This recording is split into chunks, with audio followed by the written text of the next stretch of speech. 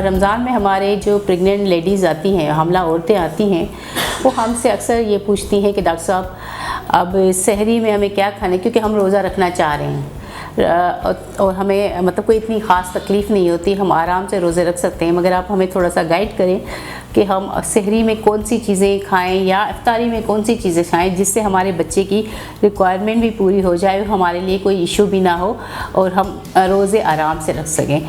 तो जी बिल्कुल सही बात कह रही है उन्होंने, तो हम उनके लिए ये थोड़ी सी वीडियो बना रहे हैं। उसमें यह है कि देखें, सहरी में आपने वो चीज़ें खानी है जिसमें मिर्च मसाले ना हो, ज़्यादा तली हुई चीज़ें नहीं होनी चाहिए।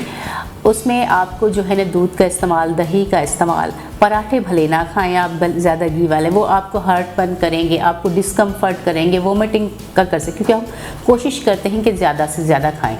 तो आप रोटी खाएं, उसके साथ फिर आप जो है ना कोशिश करें कि पहले पानी पिए, फिर बीच में रोटी खाएं और एक आधे घंटे के बाद फिर से जो है ना पानी पिए, क्योंकि पानी की रिक्वायरमेंट आपकी बहुत ज़रूरी होती है ड्यूरिंग फास्टिंग, और बेबी को भी उसकी नीड हो तो वो आप ही से ले रहा होता है। और दूसरी बात ये है कि आप इसमें हाई प्रोटीन डाइट रखें।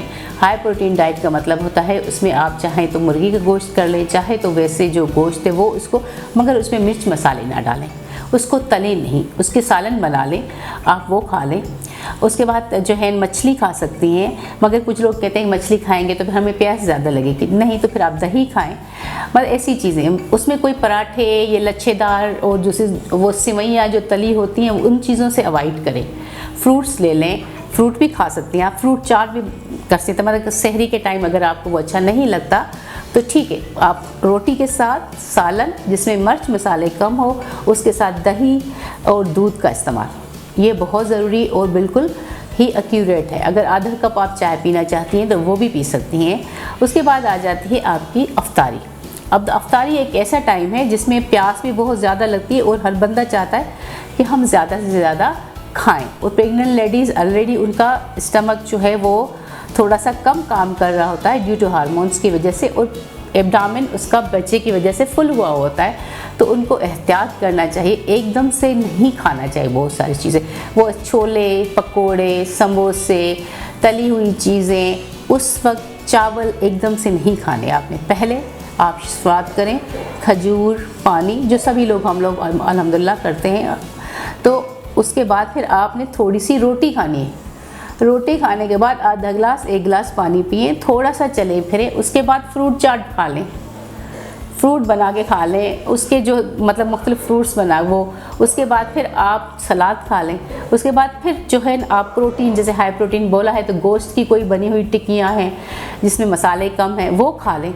उसके बाद फिर रोटी खाएं।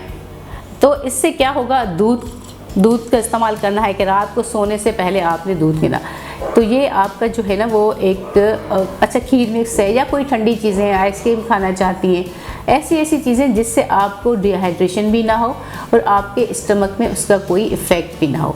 आप अगर बहुत ज़्यादा तले हुए आलू खाएंगी, समोसे खाएंगी, पकोड़े खाएंगी, उसके साथ चावल खाएंगी, तो आपका क्या होगा कि डाइजेशन सही नहीं होगी।